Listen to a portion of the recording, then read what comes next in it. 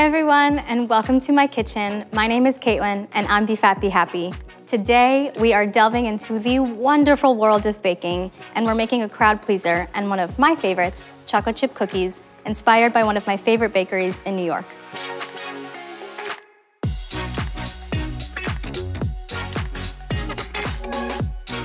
So first thing you want to do is preheat your oven to 350 degrees. We're actually, for our chocolate chip cookies, going to start with 2 softened sticks of butter, and we're gonna put it right into our mixing bowl. The temperature of your butter will affect the final dessert and your product. The softer your butter, the more delicate and light and chewy your dessert will end up being, and the colder your butter, it'll give you a final product that's a little bit more crispy and flaky on the outside. We're gonna add some brown sugar and some regular white sugar. We're just going to mix this together. Once this is thoroughly mixed together, add in 2 eggs and 1 teaspoon of vanilla extract.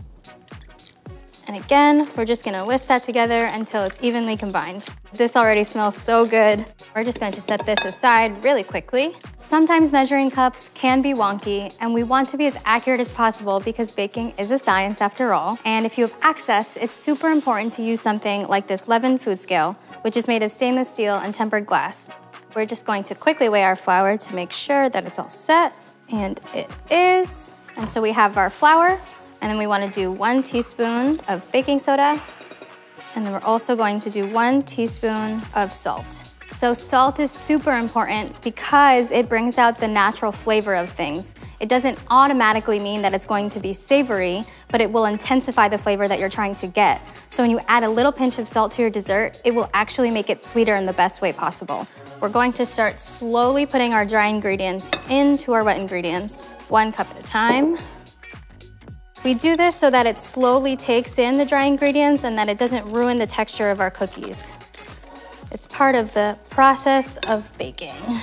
So the color is a little less important. It's going to stay this kind of yellow, pale color, but the consistency, we want it to be firm enough when you're looking at your dough so that you can actually create and form these balls. And you see the texture start to change. It's a little less stringy and it's getting a little more ball-like. Now we're going to add in our chocolate chips and some chopped walnuts. Just mix that all in. As this all gets combined together, actually, we're gonna get a little bit of a taste. Oh, I'm so excited. So to prevent your cookies from getting flat and one big shape, that's why we wanna put the dough in the fridge and let it rest for at least those 2 hours. When you let it rest and have it be cold when you roll out the dough balls, that's how you'll get the shape that you actually want. When it's at room temperature, they'll become super flat and not the shape that you want in the oven.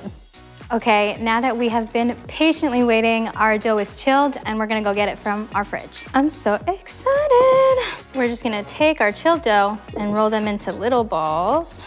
So I'm rolling them out to a little bit under the size of my fist. I would say they're about a little less than 2 inches wide. These are about to go into the oven that's preheated at 350 for about 8 to 10 minutes. It's smelling good in here. Let's go take these bad boys out of the oven. We're going to put our cookies directly on our Ultra Cuisine 100% stainless steel cooling rack. And remember, at the end, as your cookies are cooling, you can just add a touch of salt. And remember, salt does not mean savory, it just means intensified flavor. Oh my gosh. My favorite. They're light, they're fluffy, they're delicious, and super easy to make. I hope you have fun making them at home too.